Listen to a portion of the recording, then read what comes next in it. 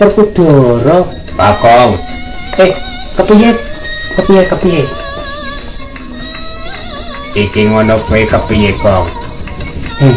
ngene lho aku iki ngene aku iki kan memantau situasi kondisi ketoke aman terkendali lho. Bagong. Siap. Para putrane Pandhawa aja ujug-ujugi melu perang, Gong. Lho, pancene yo melu perang. Wong iki padha wae isih keturunane para Pandhawa kok. Gong, Kepiye? sadurunge perang iku ya kudune sinau. Lah, perang nek angger-angger mangat, angger-angger budal apa ora cilaka, Gong. Tuh, ya kabeh wis tak siapno. Nek lesu ya wae mangan tak kon mangan.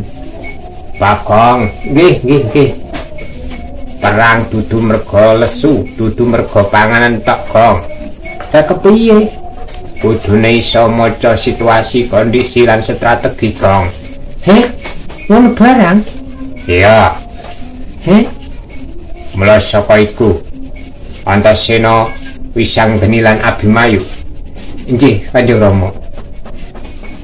Iki dina aku merintahno marang kowe kabeh supaya ne bali. Aja gawe sing ora genah. Maksudnya kepiye lah iki lah? Gong, Nggih, siap. iki ngono dadi tanggung jawabmu. Ngemong para putrane Pandhawa. Dudu dipujuk-ujuki urung wayah-wayahe kok kon budal. Apa ape setor nyawa, Gong? Ya kok ngono. Maksudku ngene lho. Piye? Aku iki ya kok ngucu-ucuki mok mengetes mental. Mentale sapa? Ya mentale para iki.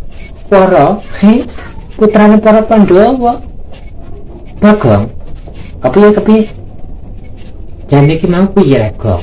Aku kan jaremu kok kon ndang budal. Jarene ngono, Gong. Ngene lho, sak temene iku ngono ae. Aku kan kepengin ngetes mentalmu to Antasena. Oh ngono ya, Gong. Iya. Gong, Siap. ya, ngene. Iki dina aku bakal merintahno kowe, Gong. Perintah apa? Aja nganti para putrane Pandhawa iki nganti mlarak-mlarak merga kepengin perang karo sing jenenge bangsa Kurawa. Yen durung witi wancine mestine bakal cilaka. Kabeh iku nganggo strategi, Gong. Kowe ngerti dhewe yen Paman Sengkuni iku, Gong, duweni pikiran licik. Sadurunge awake dhewe tekan kono mestine bakal dijebak tak dalan-dalan. Dadi sriandung srimpete ana ing lakune para Pandhawa lan para putrane Pandhawa. Kabeh mestine bakal ana reka-rekane Paman Sengkuni. Siap. Iya.